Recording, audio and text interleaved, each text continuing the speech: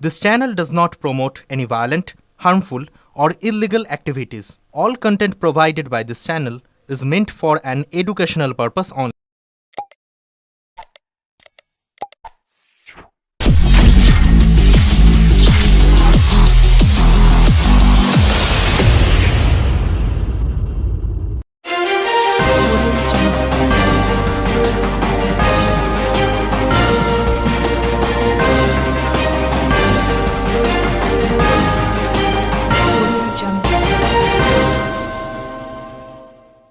জলাজমি ভরাটের বিরুদ্ধে চুঁচুড়ার বিধায়কের কড়া হস্তক্ষেপ।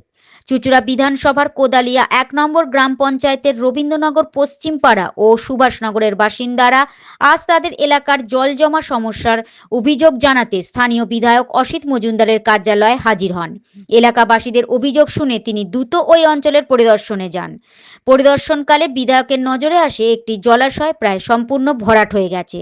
তিনি সঙ্গে থাকা স্থানীয় পঞ্চায়েত সদস্যদের জিজ্ঞাসাবাদ করেন, কিন্তু সন্তোষজনক উত্তর না পেয়ে প্রশাসনের উচ্চপদস্থ আধিকারিকদের সঙ্গে সরাসরি যোগাযোগ করেন। জেলা শাসক, সদর মহকুমা শাসক ও বিএলআরও আধিকারিকদের বিষয়টি জানানোর পর তারা অবিলম্বে পদক্ষেপ নেওয়ার আশ্বাস দেন।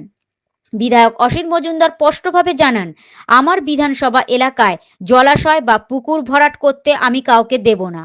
কিছু অসাধু ব্যক্তি ও জমির মাফিয়ারা এই ধরনের কাজ করছে, তাদের বিরুদ্ধে কঠোর ব্যবস্থা নেওয়া হবে। যতদিন আমি বিধায়ক রয়েছি এই ধরনের বেআইনি কার্যকলাপ বরদাস্ত করা হবে না। এদিকে পুকুর ভরাটের ইস্যুতে বিধায়কের এই কঠোর অবস্থানকে কটাক্ষ করতে ছাড়েনি বিরোধী দল বিজেপি। তবে এলাকার সাধারণ মানুষ প্রশাসনের দ্রুত হস্তক্ষেপের জন্য বিধায়কের ভূমিকাকে ইতিবাচকভাবেই দেখছেন। ব্যুরো রিপোর্ট, আমার কলকাতা নিউজ। সেই রাস্তাগুলো উঁচু করে দেওয়ার জন্য এবং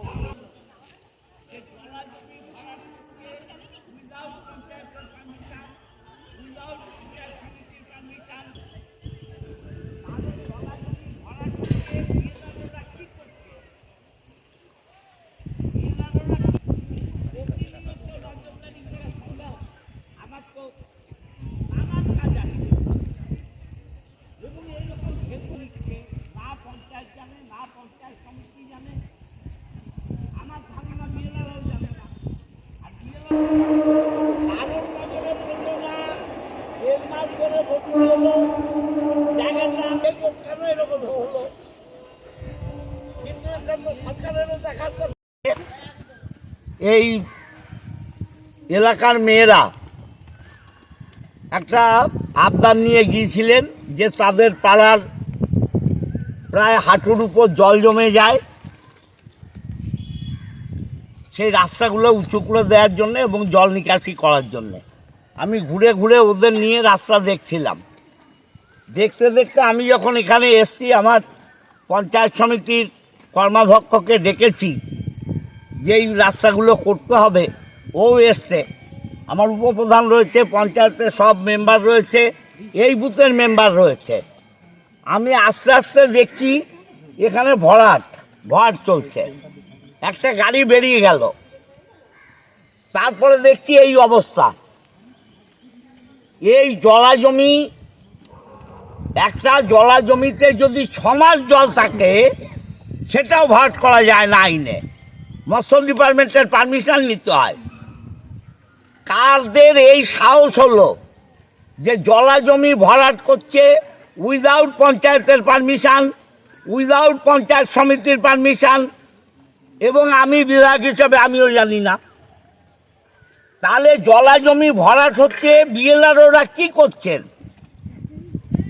বিএলআরওরা কি করছেন? আপনারা জানেন যে কত ভরাট আমি আপনাদের নিয়ে রুখেছি, কিন্তু প্রতিনিয়ত নজরদারি করা সম্ভব? আমার তো নানান কাজ আছে, এবং এইরকম ভেতরে জলাজমির উপর রাস্তা তৈরি করে নিচ্ছে, না পঞ্চায়েত জানে, না পঞ্চায়েত সমিতি জানে, আমার ধারণা বিএলআরও জানে না। আর বিএলআরও যদি না জানে, এ ব্যর্থতা কার? বিএলআরও। কারণ তাদের খবর নেওয়া উচিত জলাজমি কি করে বন্ধ হচ্ছে। দাদা এখানে তো পঞ্চায়েত সদস্য আছে, উল্টো দিকেই পঞ্চায়েত রাস্তার ওপরে, কারণ নজরে বললো না। কারণ নজরে পড়লো না, 1.5 মাস ধরে ভর্তি হলো জায়গাটা। আমি দেখবো, আমি পঞ্চায়েতের মেম্বারদের দলের মধ্যে দেখবো কেন এরকম হলো। কিন্তু এটা তো সরকারেরও দেখার কথা, বিএলআরও দেখার কথা। জলা জমি ভরাট হয়ে যাচ্ছে উইদাউট এনি পারমিশন। কি হবে বলে মনে হচ্ছে? ওখানে চারিগুলো পোতা রয়েছে, চারিগুলো পোতা রয়েছে, এখানে প্লটিং হয়ে বিক্রি হবে, যাতে বাড়ি করলে বাড়ি ধসে না যায়। তার জন্যে এই চারিপাশটা হচ্ছে, রাস্তা করা হচ্ছে। চারিদিকে দেখুন না, চারিদিকে চারি আছে, ইনক্লুডিং ভেতরে চারি আছে, এই জমির ভেতরে চারি আছে। কোথাও কি মনে হচ্ছে সরকারি আধিকারিকদের মদতেই এই ঘটনা? আমি এসব জানি না। যেটা জমির চরিত্র, সেই চরিত্রে ফেরত করে দিতে হবে। আমি আজকে সম্ভব হবে না, আমার আরও অনেকগুলো কাজ আছে। কাল আমি বিএলআরওকে লিখব। আমি ওভার টেলিফোন এসডিওকে জানিয়েছি। আমি ওভার টেলিফোন এক্ষুনি বিএলআরওকে জানাবো। এডিএম এলআর আমার ফোন ধরেনি। হ্যাঁ, আমি কালকে চিঠি দিয়ে প্রতিটা ডিপার্টমেন্টকে জানাবো। এত বড় এলাকা যেখানে বোঝানো হয়েছে, একদিনে তো হয়নি, বহুদিন টাইম লেগেছে। শুনুন, এখানে সব গরিব মানুষের বাস। কে রুখতে যেয়ে মরবে? কে রুখতে যেয়ে মরবে? বাট এদের আমাকে জানানো উচিত ছিল।